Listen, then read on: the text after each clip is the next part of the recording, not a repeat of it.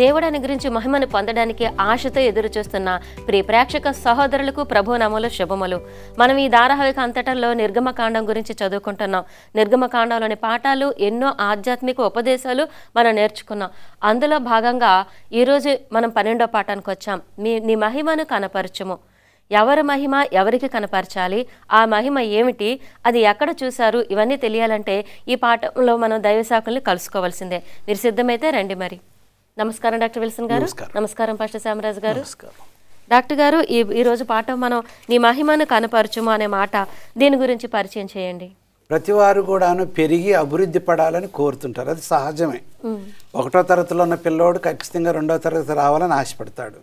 పంట వేసి 5 ఎకరాలు పండించే ఆయన నేను మరి ఇంక పంట ఎక్కువ పండించాలని ఆశ ఖచ్చితంగా ఉంటుంది. పెండ్లైన వారు వాళ్ళు ప్రొఫెషనల్గాను పెరగాలని వాళ్ళు ఆశపడుతున్నారు. ప్రతి దాంట్లో కూడాను పెరుగుదల అనేది సహజంగా జీవించే ప్రతి వారికి కూడాను, పక్షులేంటి, ఏమంటారు, జంతువులేంటి, చెట్లు, ప్రతిదీ కూడాను దేవుడు సృష్టించిందంతా కూడాను జీవించి పెరిగి అభివృద్ధి పడాలని ఆశీర్వదించాడు. ఈ పెరుగుదలలో మోషాకు ఒక చిత్రమైంది వచ్చింది. నేను దేవుడిలో ఇంతవరకు పెరిగాను, ఇంకా కొంచెం అభివృద్ధి పడాలి. తప్పేముందా?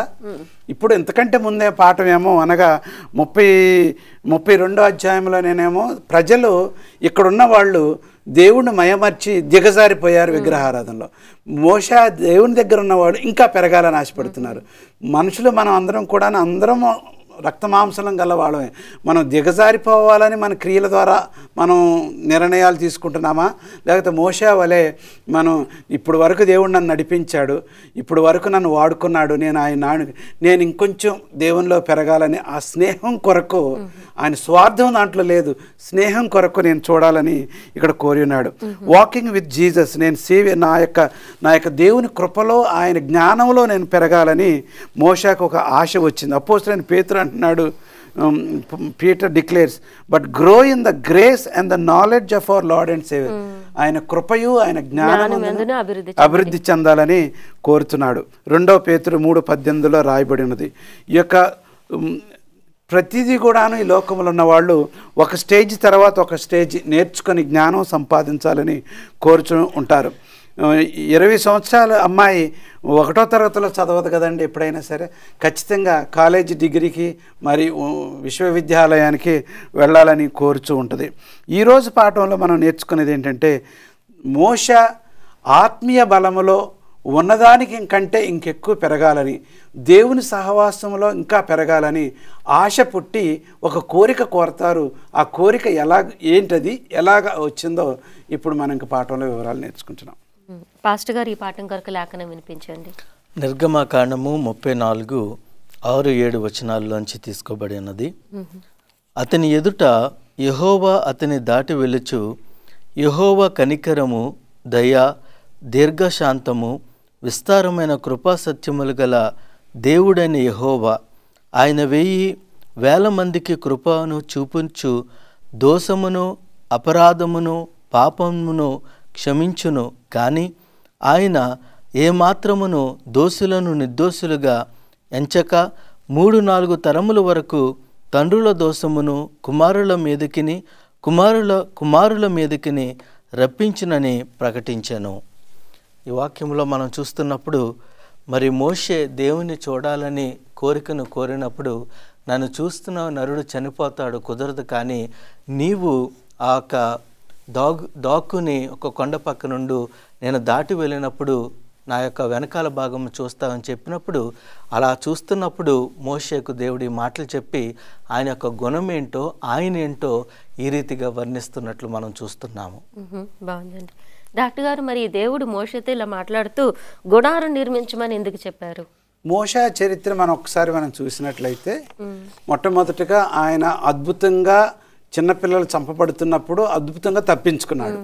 తల్లి యొక్క ప్రోత్సాహం, అక్కగారి యొక్క సహాయంతో తప్పించుకున్నాడు. దేవుడు ఏర్పాటు చేశాడు. ఆయన గొప్ప తెలివితేటలతో, అన్ని విద్యాలతో మరి ఐగుప్తు దేశంలో గొప్ప వీరుడిగా మరి పేరు.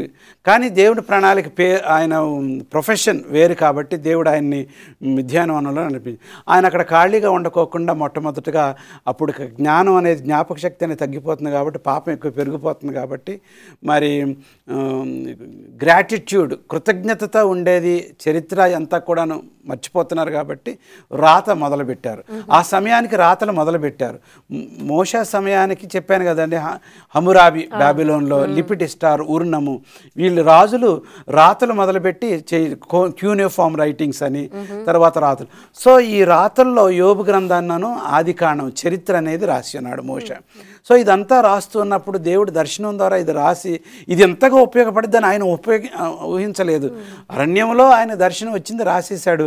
అదంతా దాచిపెట్టిన తర్వాత దేవుడు ఎవరు అర్థం చేసుకున్నాడు. అది మొట్టమొదట పునాది. అంటే ఇప్పటి వరకు ఆ హెబ్రీలు దేవుడు ఎవరో ఆయనకు అవగాహన లేదు ఐగుప్తులో ఉన్నప్పుడు. ఇక్కడ మాత్రం పూర్తిగా అవగాహన వచ్చింది. ఇప్పుడు దేవుడు కనపడి వెనక్కి వెళ్ళి నువ్వు ఐగుప్తు నుంచి తీసుకురామంటే దేవుడు సహాయంతో తీసుకొచ్చాడు. ఇప్పుడు మాత్రం నువ్వు పూర్తిగా నువ్వు స్పెషల్గా నువ్వు ఎవరో నాకు క్లియర్ కావాలి, నిన్ను చూడాల్సిందే అని అన్నాడు. ఎప్పుడైనా సరే మనం దేవుణ్ణి చూడాలి అని ఆశపడతాం, తప్పు లేదండి. దేవునికి దగ్గరగా ఉండాలనుకున్నది ఎప్పుడు కూడా తప్పు కాదండి.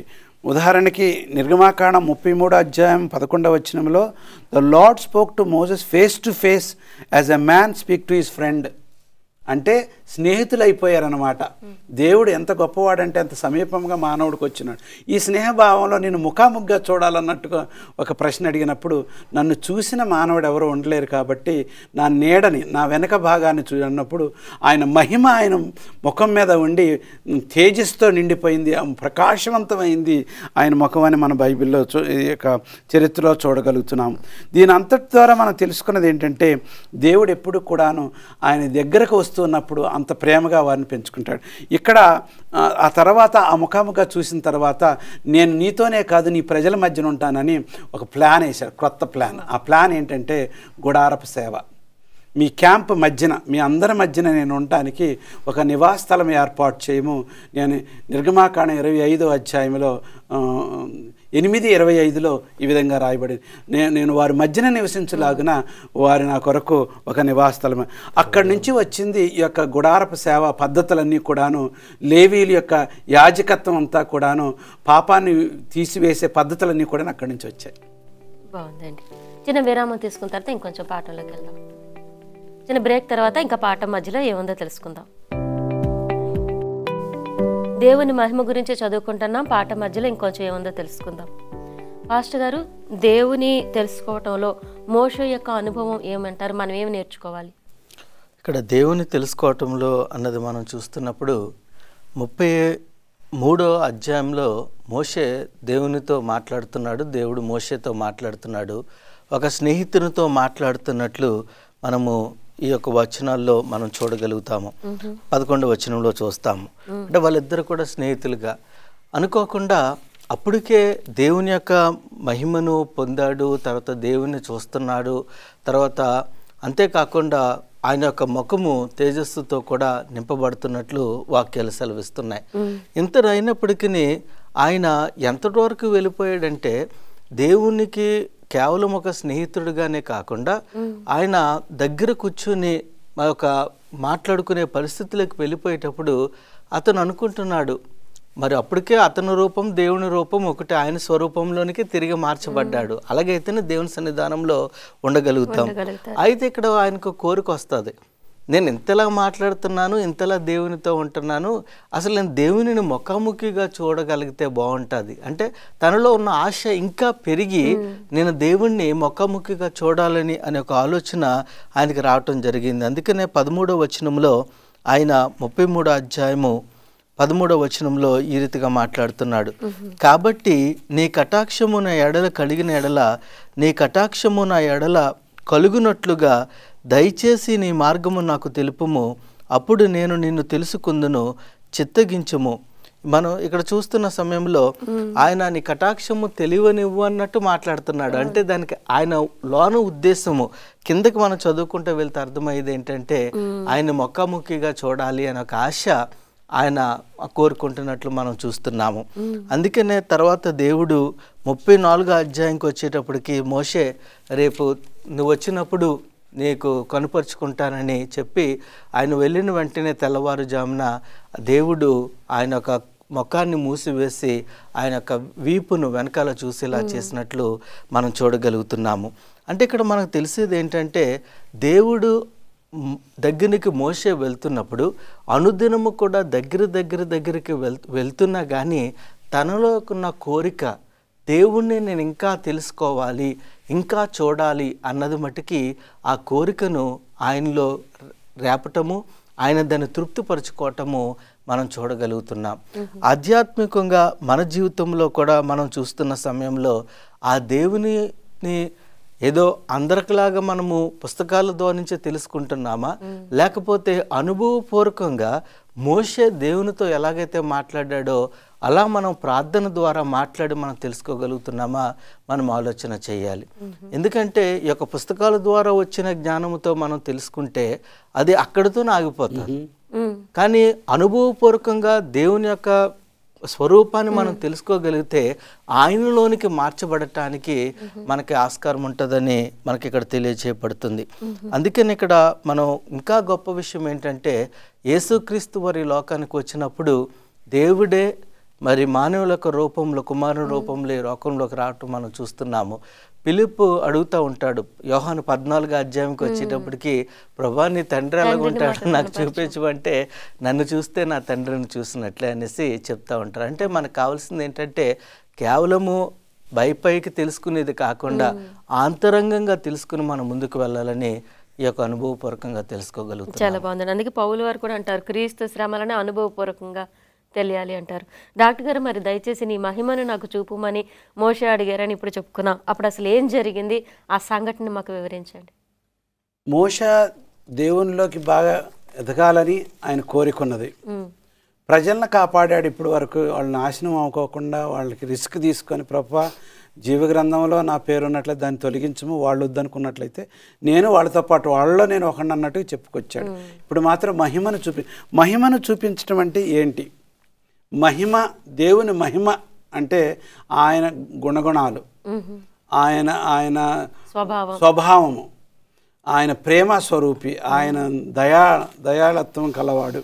సో ఈ మహిమను చూపించడం అంటే, మోషే నువ్వు దయగలవాడివి, నువ్వు కృప చూపించేవాడివి, త్వరగా ప్రేమించేవాడు, నీలో మంచితనం ఉన్నది కాబట్టి ఆ మంచితనం మాకు కావాలి కాబట్టి నీ సద్గుణాలు నాకు దయచేయము. నేను కోపదారిని, ఐగుప్తు దేశంలో ఒక మనుషులను చంపేశాను, నేను అర్థమవుతుందండి, ఇట్లా నేను చేశాను కాబట్టి నాకు నీ యొక్క గుణం. ఇక్కడ ఎలెన్ వైటమ్ గారు రాస్తున్నారు, it is the glory of God to give his virtue to his children. He desires to see men and women reach the highest standards. ఉన్నతమైన స్థాయికి నీతి పద్ధతుల్లో, నీతి సూత్రాల్లో, పవిత్రమైన ప్రవర్తనలో ఉండాలని దేవుడు మనందరిని కూడా కోరుచున్నాడు. ఒకవేళ అది లేకపోయినట్లయితే మనం బాప్సం తీసుకున్న చోటే ఉంటాము, పెరగం. చాలామంది ఈ రోజుల్లో క్రైస్తవులు, అంటే విమర్శనగా కాదు కానీ, బాప్సం తీసుకున్న చోటే ఉంటారు, సంఘం అటెండ్ అవుతుంటారు, కానీ అది ఎంటర్టైన్మెంట్గా రిక్వైర్మెంట్ కోసమే చేస్తారు. కానీ ఈరోజు నాకు దేవుడు ఏమి నేర్పిస్తున్నాడు, నా జీవితాన్ని మెరుగు ఏ విధంగా పరుచుకోగలను, నేను ఏ విధంగా ఆయనలో పరిశుద్ధత సంపాదించుకోగలను అన్న విషయాన్ని పూర్తిగా మర్చిపోతూ ఉంటారు. అపోస్తలుడైన పౌలు కొరింథీ సంఘానికి మొదటి ఉత్తరంలో 4వ అధ్యాయం 9వ వచనంలో, For it seems to me that God has put apostles on display at the end of the procession, like the condemned to die in the arena, and I have been made a spectacle to the whole universe as angels as well as human beings. తోటి మానవుడికని, పడిపోయిన దూతలకని, అర్థమవుతుందండి, శూన్యం అంతటికి కూడాను, దేవుని యొక్క విశ్వం అంతటికి కూడాను దేవుని యొక్క రాయబారుల్ని ఒక స్పెక్టాకల్ చూసే ఒక ఏమంటారు ఎగ్జిబిషన్లో పెడతారు చూడండి, అలా చూపించడానికి, అందరూ తెలుసుకోవడానికి పెట్టి ఉన్నాడు. అంటే మన ప్రవర్తన, మన నడవడి, మన పరిపాలనా పద్ధతులు, మన స్వభావం అంతా కూడాను యేసు దగ్గర నుంచి మనకు రావాలా, మన దగ్గర నుంచి వాళ్ళకి రిఫ్లెక్ట్ అవ్వాలా. అప్పుడే మనం దేవుని మహిమను మనం చూపించినట్లు. బాగుందండి. పాస్టర్ గారు, మరి మోషే అడిగిన ఈ సందర్భంలో ఏ రీతిగా దేవుడు తను మోషేకి ప్రత్యక్షపరచుకున్నాడు, దానికి మోషే ఎలా స్పందించాడంటారు? ఇక్కడ మనం చూస్తున్నప్పుడు మరి ఇప్పుడే సార్ చెప్పిన రీతిగా తన యొక్క గుణ లక్షణాలు ఇవన్నీ కూడా బయలుపరుచుకున్నట్లు మనం చూస్తున్నాము. ఇప్పటికే పరిశుద్ధ లేఖనంలో ఏం చెప్తుందంటే, ఈ పర్వతము మీదకి ఈ యొక్క అధ్యాయంకి వచ్చేటప్పటికి ఆయన 7 సార్లు పైకి వెళ్ళి దేవుని కలిసి రావటం జరుగుతుంది. రెండు సందర్భాలు ఎక్కువగా మనం చూసుకున్నప్పుడు 10 ఆజ్ఞలు దేవుని చేత రాపించబడుతున్నప్పుడు ఆయన 40 రోజులు 40 రాత్రులు ఉన్నట్లు మనం చూస్తున్నాము. తర్వాత ఈ యొక్క గుడారపు కోసము నిర్మాణాలు చూపించినప్పుడు కూడా ఆయన ఎక్కువ భాగం అక్కడే ఉన్నట్లు మనం చూస్తున్నాం. గొప్పతనం ఏంటంటే మోషే తినలేదు, తాగలేదు, అక్కడ 40 రోజులు 40 రాత్రులు కూడా దేవునితో ఉన్నాడు. అయితే ఇప్పుడు దేవుడు తన యొక్క గుణలక్షణాలను చూపించినప్పుడు వాక్యపట్నంలో మనం చదువుకున్న రీతిగా ఆయన యొక్క కనికరము, దయ, దీర్ఘశాంతము, విస్తారమైన కృపా సత్యములు గల దేవుడని అవి చూపించుకుంటున్నప్పుడు వెంటనే మోసే సాష్టాంగ నమస్కారము పడి ఆయన దేవుణ్ణి ఆరాధించినట్లు మనం చూస్తున్నాం. అంటే మనకి ఎప్పుడు కూడా ఆ దేవుడు ఎవరు అని ఖచ్చితంగా మనం తెలుసుకోగలిగితే మనం ఆరాధించకుండా ఉండలేమండి. అది మన జీవితంలో మనం అలవాటు చేసుకోవాలి. మనం ఏదో జనరల్గా మనం చూసుకున్నట్లయితే ఆ కార్యక్రమాన్ని మనం చేయలేము. ఇంకొక విషయము మనం జ్ఞాపకం చేసుకోవాల్సింది ఏంటంటే దేవుడు మోషేకు వాగ్దానం చేశాడు, నేను ఇజ్రాయేల్ ప్రజలను తీసుకెళ్తాను అన్నప్పుడు ఈయన కూడా చాలా ఆనందంగా ఉన్నాడు. ఎందుకంటే ముందు అధ్యాయాల్లో నేను తీసుకెళ్ళను అని చెప్పేటప్పటికి బతిమాలుతున్నాడు, నేను తీసుకెళ్తానని చెప్పాడు. దాంతోపాటు ఒక విషయాన్ని మోషేకు దేవుడు జ్ఞాపకం చేశాడు, కేవలము నేను తీసుకువెళ్ళటమే కాదు కానీ ఇజ్రాయేల్ ప్రజలు కూడా నేను చెప్పిన మాటలు వారు విని నేను చెప్పిన ఆజ్ఞలు గైకుంటే మంచిది, దాన్ని బట్టే నేను తీసుకెళ్తానని షరతును పెట్టినట్టు మనం చూడగలుగుతున్నాం. బాగుందండి. దేవుడు ఎలాగైనా ప్రత్యక్షపరచుకునే దేవుడు వివరంగా చెప్తున్నాడు. చిన్న విరామం తీసుకుందాం. చిన్న బ్రేక్ తర్వాత ఇంకా పాఠం చివరిలోకి వెళ్దాం. ప్రేక్షకులకు 12వ పాఠం చివరి భాగంలోకి స్వాగతం. ఇంకొంచెం తెలుసుకుందాం. డాక్టర్ గారు, మోషే కొండ మీదకి వెళ్ళి దేవునితో మాట్లాడాడు, అదంతా జరిగిన తర్వాత కొండ దిగి వచ్చిన తర్వాత ఏం జరిగింది, మోషే ఎలా ఉన్నాడో ఆ సంఘటన గురించి చెప్తారా? మోషే చాలా రోజుల తర్వాత దేవునితో స్నేహితుడిలాగా మాట్లాడి ఆయన దగ్గర నుంచి ఎన్నో సూచక్రియలు అనగా తెలుసుకోవలసిన ప్రజలు నడిపించే విధానాన్ని గురించి ఎన్నో నేర్చుకొని వ్యక్తిగతంగా ఆయన ఆత్మీయంగా బలపడి దిగి వచ్చాడు. దిగి వచ్చిన తర్వాత ఆయన ముఖం ఏ విధంగా ఉన్నదో ఒకసారి మీరు చదివి చూపించండి. 34వ అధ్యాయము 29 నుంచి. మోషే సీనాయి కొండ దిగుచుండగా శాసనములు గల 2 పలకలు మోషే చేతిలో ఉండెను. అతడు ఆ కొండ దిగుచుండగా ఆయన అతనితో మాట్లాడుచున్నప్పుడు తన ముఖచర్మము ప్రకాశించిన సంగతి మోషేకు తెలిసి ఉండలేదు. అహరోనును ఇశ్రాయేలులందరూ మోషేను చూచినప్పుడు అతని ముఖచర్మము ప్రకాశించును గనుక వారు అతని సమీపింప వెరచిరి. అంటే వాళ్ళ ప్రజలే ఆయన గుర్తించి, అరే ఇట్లా ఉన్నాడు, దేవుని దగ్గరికి వెళ్ళాడు, దేవునితో ఉంటే ఎంత విధంగా మార్పు చెందుతామని వాళ్ళు వెరచిరి, అంటే వెనకాడిరి, సందేహించారు. ఎందుకు అని అంటే దేవుడితో ఉన్న మనుషులకను మామూలు మనుషులకి చాలా తేడా ఉంటుంది. వీళ్ళేం విగ్రహారాధన వైపు పరిగెడుతున్నారు, దేవుని మయమర్చి పరిగెడుతున్నారు. ఆయన యెహోవా ఉత్తముడని రుచి చూచి ఇంకా ఎక్కువగా ఆయన తెలుసుకొని రావటం వల్ల దేవుని సన్నిధికి వెళ్ళిన వాళ్ళు ప్రతి వాళ్ళు కూడాను వాళ్ళ ముఖ ఛాయే మారి వారిలో తృప్తి, ఆనందము, తేజస్సు వారిలో కనపడుతూ ఉంటుంది అన్నమాట. ఈ యొక్క సందర్భంలో మనం తెలుసుకోవాల్సింది ఏంటంటే ప్రతి వాళ్ళు కూడాను అక్కడ దేవుని దగ్గరికి వెళ్ళినప్పుడు పాపాలను వదిలిపెడితే తప్ప ఆ యొక్క తేజస్సు, ఆ యొక్క ముఖఛాయ మారదు. ఆ గుణలక్షణాలు, దేవుని యొక్క గుణలక్షణాలు వాళ్ళలో ప్రకాశిస్తేనే తప్ప వాళ్ళు దేవుని దగ్గర ఎంతుండి తపస్సు చేసి పాపం దాచుకున్నట్లయితే ఏమాత్రం కూడాను వాళ్ళలో మార్పు అనేది రాదు. వాళ్ళ దగ్గర మనం చూడలేం. ఇంకా దేవుడి గురించి ఏం తెలుసుకున్నారంటే ఆయన మంచితనం, గుడ్నెస్, కైండ్నెస్, దయాళత్వము, కంప్లీట్లీ ఆయన క్యారెక్టర్, ఆయన ఆ గుణలక్షణాల్లో ఉన్న ఆనందం అంతా కూడాను, సౌందర్యం అంతా కూడాను గమనించున్నారు. 2 కొరింథీ 3వ అధ్యాయం 18వ వచనంలో దేవునితో మనం కలిసి ఉన్నప్పుడు gradually we will be transformed into his image. దినదినము అనుదినము ఆయన సన్నిధిలోకి ఆయన వలే మనం తయారవుతామంట. పాస్టర్ గారు ఇంతకంటే ముందు చెప్పారు, దేవుని దగ్గరికి వెళ్ళాలంటే 3 మెట్లు. ఒకటేమో జస్టిఫికేషన్, ఒక క్షణంలో నువ్వు పశ్చాత్తాపం అడిగి పాపాలను క్షమించమని అడిగినప్పుడు నువ్వు దేవుని కుమారుడిగా అంగీకరించబడతావు. అంగీకరించబడిన తర్వాత నువ్వు మహిమ శరీరంగా మారే వరకును శాంటిఫికేషన్ ప్రాసెస్, పరిశుద్ధమైనది. ఆ పరిశుద్ధమైన కార్యక్రమాన్ని చాలామంది క్రైస్తవులు మర్చిపోయి ఇది ఉంటే చాలు దాంట్లోకి వెళ్ళిపోతాం అనుకుంటున్నారు. అది కుదరదండి. అనుదినము మన పరిశుద్ధతలో పెరుగుతూ ఈ లోకపు ఆశల్ని నొక్కిపట్టి అర్థమైందండి. యేసుక్రీస్తుని ఎత్తి చూపిస్తూ ఆయన సద్గుణాలు మనలో చూపించినప్పుడు అప్పుడు అనుదినము మనం ఆయనలో పెరిగినట్లుగా మనం చూస్తున్నాం. అపోస్తలుడైన పౌలు అదే గురి పెట్టుకున్నాడంటండి. నేను ఈ లోకంలో ఏదున్నా కానీ అంతా కూడా నేను యేసుక్రీస్తు యొక్క గురిలో నేను చేరాలని కోరినట్లుగా మన దీంట్లో మోషే ఒక మోడల్ అన్నమాట. క్రైస్తవులు ఎలా ఉండాలో, ఎంత త్యాగం చేయాలో, ఏది గురిపెట్టుకోవాలో ఒక మోడల్ అనమాట. మోషే ఐగుప్తు దేశాన్ని నడిపించిన వాడు అంత గొప్ప నాయకుడు. ఇంకొక పెద్ద ఐగుప్తు దేశాన్ని ఇక్కడ తయారు చేయొచ్చు కదా మనుషులంతా సహాయంతో. విగ్రహారాధన చేసి మనుషులంతా సహకరిస్తారు. కానీ ఈయన క్రొత్త బాధ్యత, పరిశుద్ధమైన బాధ్యతను గమనించి ఆ ప్రకారమే ఆయన నడిచినట్లుగా మనం చూస్తున్నాం. బాగుందండి. పాస్టర్ గారు, మరి ఈ పాఠం అంతట్లో కూడా ఇంకా తెలుసుకోవాల్సిన అంశాలు ఏముంటాయి చెప్పండి. పాఠంలో మనం చూస్తున్నప్పుడు ఎప్పుడు కూడా దేవుని యొక్క మహిమ ఏమిటో, ఆయన యొక్క రూపం ఏంటో మనం తెలుసుకుని ఆ రూపంలోనికి మార్చబడటానికి మనం ప్రయత్నం చేస్తూ ఉండాలి.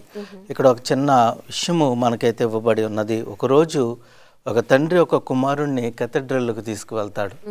తీసుకువెళ్ళినప్పుడు ఒక చిత్రపటము, పెద్ద దేవాలయము, ఒక చిత్రపటము అద్దాలతో చేసి ఉంటుంది. అయితే ఎండలా పైకి వస్తున్నప్పుడు ఆ సూర్యకిరణాలు దాని మీద పడి ఆ వెలుతురు వాళ్ళ ముఖాల నుంచి కాంతిగా కనపడుతున్నప్పుడు కుమారుడు అడుగుతున్నాడంట, నాన్నగారు ఎవరు వీళ్ళు, ఈ ప్రజలు ఎవరంటే వాళ్ళ నాన్నగారికి కూడా అంత తెలియక ఆయన అన్నాడు, వీళ్ళు క్రైస్తవులు అని చెప్పారు.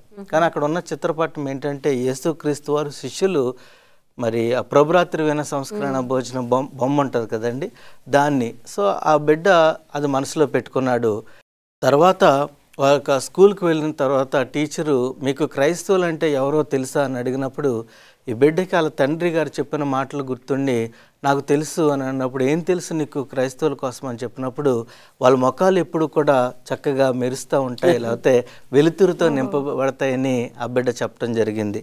యేసుక్రీస్తు వారు కూడా మత్తయి సువార్త 5వ అధ్యాయం 16వ వచనంలో చూసుకున్నప్పుడు మనందరికీ కూడా లెట్ యువర్ లైట్ షైన్, మీ యొక్క వెలుగు ప్రకాశింపనీయుడని ఆయన చెప్పినట్లు మనం చూస్తున్నాము. యేసుక్రీస్తు వారు కూడా రూపాంతరము కొండ మీదకు వెళ్ళినప్పుడు దేవుని యొక్క సన్నిధానంలో ఉన్నప్పుడు అదే రీతిగా వారు పొందినట్లు చూస్తున్నాం. దేవుని యొక్క బిడ్డలుగా, దేవుని యొక్క సేవకులుగా మనము దేవుని యొక్క పనిలో ఉంటున్నప్పుడు ఎప్పుడు కూడా మనం జ్ఞాపకం చేసుకోవాల్సింది ఏంటంటే ఆయన యొక్క సన్నిధి పవిత్రమైనది. మనము పొరపాటు చేయకుండా ఆయన యొక్క ముఖ కాంతిని మనం పొందటానికి ప్రయత్నం చేయాలని మనం తెలుసుకుంటున్నాము. ఒక బాధాకరమైన విషయం ఏంటంటే ఇక్కడ మనము ఇజ్రాయేల్ ప్రజలు మోషేతో పాటు 73 మంది వెళ్ళారనేసి అన్నారు. ఆ 73 మందిలో 3 పేర్లు అయితే ఇవ్వబడ్డాయి, అహరోను, నాదాబును, అబీహును. వీళ్ళిద్దరు కూడా అహరోను కుమారులే. కానీ వారిద్దరూ దేవుని యొక్క సన్నిధానంలోకి వెళ్ళి దేవుని చూసి వచ్చినప్పటికీ, యాజక సంతానముగా వారు ఏర్పాటు చేయబడినప్పటికీ, లేవి కాండము 10వ అధ్యాయంకి వచ్చేటప్పటికి ఏ మంట అయితే వేయకూడదో ఆ ధూపార్తం వేయటం వల్ల దేవుని దగ్గర నుంచి అగ్ని వచ్చి వారిని దహించి వేసినట్లు వాక్యంలో చూస్తున్నాం. అంటే దేవుని యొక్క సన్నిధానమును మనము అటు సరదాగా తీసుకోకుండా, నిర్లక్ష్యంగా తీసుకోకుండా, మామూలే కదా అలా తీసుకోకుండా మనం పవిత్రంగా చూసి ఆయన యొక్క కాంతిని పొందటానికి మనం ప్రయత్నం చేయాలి. బాగుందండి. డాక్టర్ గారు, ప్రేక్షకులను ఆ విధంగా దీవించండి. ఘనమైన దేవా, మోషాకున్న పట్టుదల, ఆశ, కోరిక దేవుని వలె ఉండాలని, ఆయన గుణలక్షణాలు ఆ ప్రవక్తన మాలో కలిగి ఉండాలని ప్రభా మా ప్రేక్షకులందరినీ దీవించి మోషా నాయకత్వం మాకును దయచేసి నీ కృపలో మమ్మల్ని నడిపించమని, నీ ముఖం చూసే అవకాశం మాకు దయచేయమని క్రీస్తుపేట ప్రార్థన చేసుకుంటున్నాము తండ్రి. ఆమేన్. చాలా విలువైన పాఠం అండి. మోషేకి దేవుడికి ఉన్న సంబంధాన్ని చాలా వివరంగా చెప్పారు. ధన్యవాదాలు. తెలుసుకున్నాం కదా ప్రియ సహోదరులారా, దయచేసి నీ మహిమను నాకు కనపరచమని మోషే బ్రతిమాలుకున్నప్పుడు దేవుని మంచితనం అంతా చూపించాడు. దేవునికున్న మహిమ అంతా దయ, కనికరం, మంచితనమే. ఈ పాఠంలో తెలుసుకున్న అక్కడితో మోషేకి దేవుడికున్న బంధం అయిపోలేదండి. ప్రత్యక్ష గుడారం నిర్మించమని దేవుడు చెప్పాడు. అది ఎందుకు, ఎప్పుడు, ఎలాగ నిర్మించారు, అది మన విశ్వాసానికి ఏ విధంగా ఉపయోగపడుతుందో తర్వాతి పాఠంలో తెలుసుకుందాం. అంతవరకు ఈ పాఠాలు మీరు లైక్ చేయండి, షేర్ చేయండి, ఈ వాక్యాలు ధ్యానించండి.